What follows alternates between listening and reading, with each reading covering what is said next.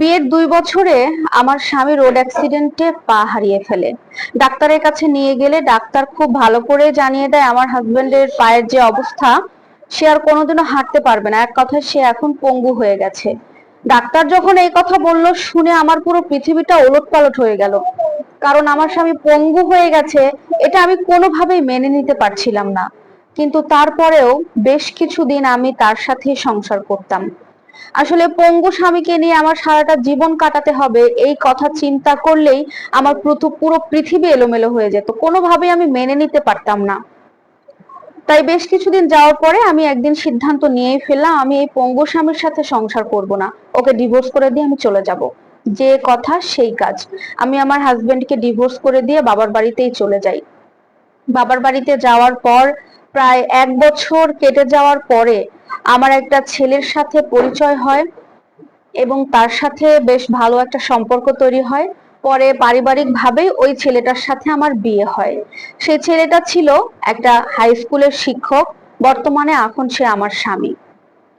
এভাবে দেখতে দেখতে দীর্ঘ 5 বছর চলে যায়। 5 বছর পর আজকে হঠাৎ করে আমি শপিং মলে গিয়েছি, পেছন থেকে একটা লোক আমাকে কাপড় টেনে বলছে, আপা আমাকে 10টা টাকা দেবেন, আমি 3 দিন ধরে কিছু খাইনি।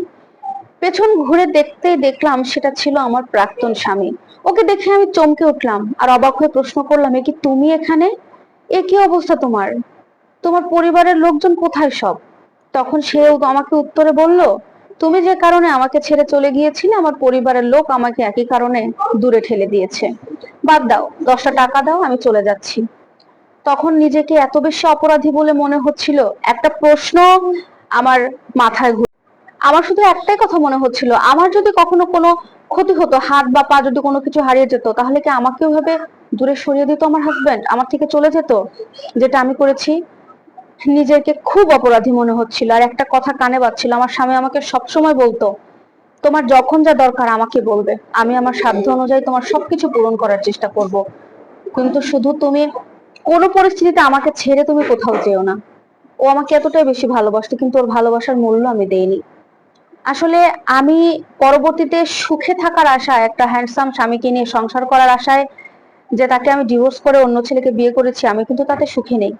কারণ যে ছেলেটাকে আমি বিয়ে করেছি, সে প্রথমে ভালো থাকলেও বিয়ের 2 মাস পর থেকেই তার আসল চরিত্র আমার সামনে চলে আসে।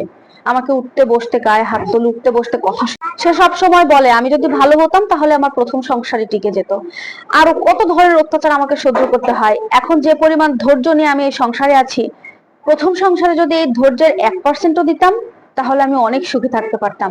আজকে এমন একটা পরিস্থিতি, না পারছে এই সংসার থেকে বেরোতে, আর না পারছে এই সংসারে পড়ে থাকতে। আমার মতো ভুল যে নারীরা করে, তাদের জীবনে এমনই ছারখার হয়।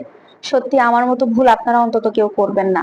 আজকের এই স্টোরি সম্পর্কে আপনাদের কোনো মতামত থাকলে কমেন্টে জানিয়ে